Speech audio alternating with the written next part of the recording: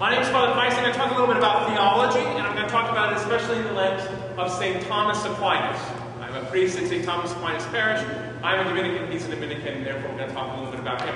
But I'll give you a little background of St. Thomas first. How many people know who St. Thomas is? Okay, what century did he live in? Whoa, we said 13. Very good. Oh, come on, you're a graduate. Come on. Yeah, that's true. That's true. 13th century, all right? He was the youngest of a wealthy family, maybe even a noble family, and they wanted him to go to be the abbot of Monte Cassino, the famous Benedictine convent, old Benedictine monastery, rich, powerful Benedictine monastery in Italy. But St. Thomas wanted to join this new band of rather ragtag preachers known as the Order of Preachers. St. Thomas was born in 1225, and the Order of Preachers was founded in 1216, so about 10 years before he was born. Pretty new. And there was something really new about these preachers, is they went around begging. So you've got, on the one hand, Monte Cassino, all this wealth and power and prestige, which every good parent would want for their child. Then on the other hand, you've got these poor, preaching beggars. And Thomas really wanted to go to the poor preaching beggars, so what did his family do? They did what any good, loving parents would do. They kidnapped him. They kidnapped him for about a year and held him prisoner in their own house. Even sent in a woman of what we'll call loose virtues to try to tempt him away from his vocation in life. We call them vocation stealers. She didn't work, but he eventually decided, family finally relented, and he entered the life of the Dominican convent, spent many years in Paris, and became one of the church's great theologians. And one of his most famous works, is the Summa Theologia. Unfinished at his death was the last thing he was working on. This is only one of the books of it. And in the Summa Theology, the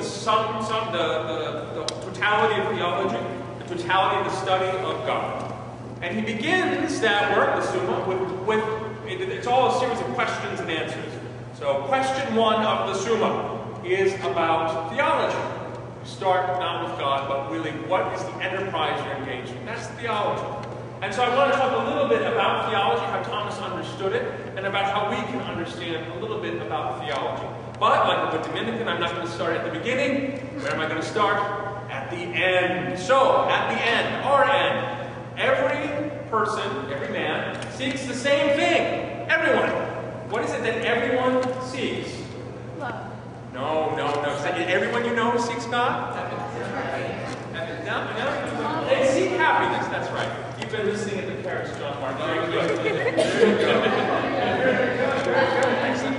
Every man seeks happiness. Everyone wants happiness. Everyone desires happiness. Look around the campus. If this college campus is like any college campus, you have lots of people going around trying to find happiness in lots of different places. The vast majority of them quite bad for them. But they nonetheless go around and try to seek it. Happiness is what we seek. But what we find, if we reflect on it for any length at all, is that everything that we find that we think brings us happiness doesn't. At least it doesn't fully satisfy us. It doesn't completely make us happy. It doesn't fill our minds. It doesn't complete our hearts, our mind, our intellect, and our will, that which makes us human. So we find fairly quickly along that the only thing that makes us happy is something greater than we are, something more than we are, something beyond our nature as human beings. We discover a second rather startling fact. Not only is the source of happiness beyond us, but because it's beyond us, we can't reach it. We can't come to it. We can't come to happiness, complete happiness, by our own. We must find another source of that happiness. That source of the happiness is what we call God. So if God is the end of our happiness, how do we get there? How do we find out about it? The only way to get to the end is to know a little something about the end. So I like the quote that you had on this. You need a kind of map. You need to know where you're going. So how do we know about God? Well, so when Thomas is looking at science, he's looking at knowledge, what he calls scientia, what we call today science. Scientia just means knowledge, a field of study, a field of knowledge. He sees kind of two different types, right? There's the type of knowledge, science, that you can just learn by reason. You just kind of think about it. Like mathematics, right? You don't even know anything else to know mathematics. You have to know what 2 means. You have to know what 4 means. And then you know that 2 and 2 is 4. And all of the other rules of arithmetic, we just know. Our minds don't need anything else but the light of our own reason to know mathematics and geometry and things like that. But there's another kind of field of knowledge, another kind of science, that relies on a different science, that gives it its principles, that make it what it is. He points to the classic example he gives is music. It's not strange to us.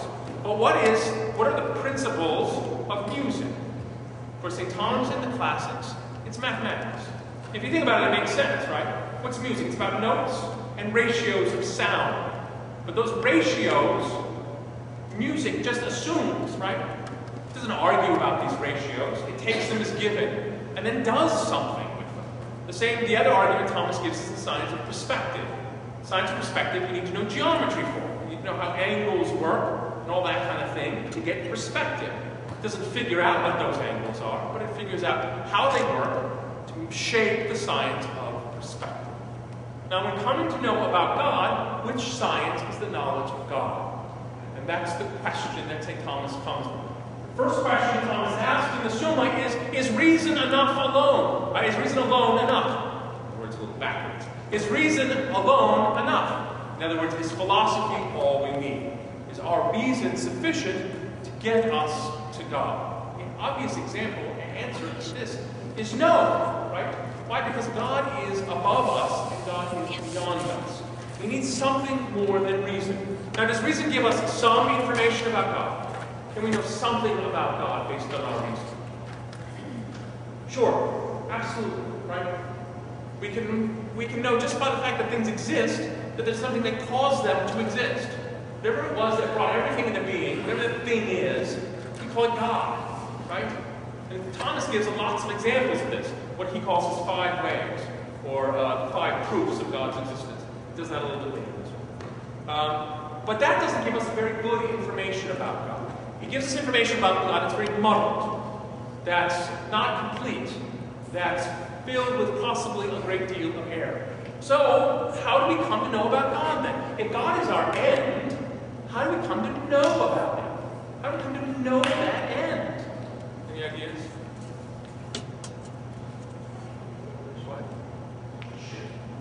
God has to tell us, right? The only way we can know is if God Himself tells us about Himself. We can know a little bit about God, but to get to the completeness of who God is, He has to reveal Himself to us. He reveals us to Himself in a little way, just like the created world. But to reveal Himself in the fullest way, He has to speak to us. He has to send us what?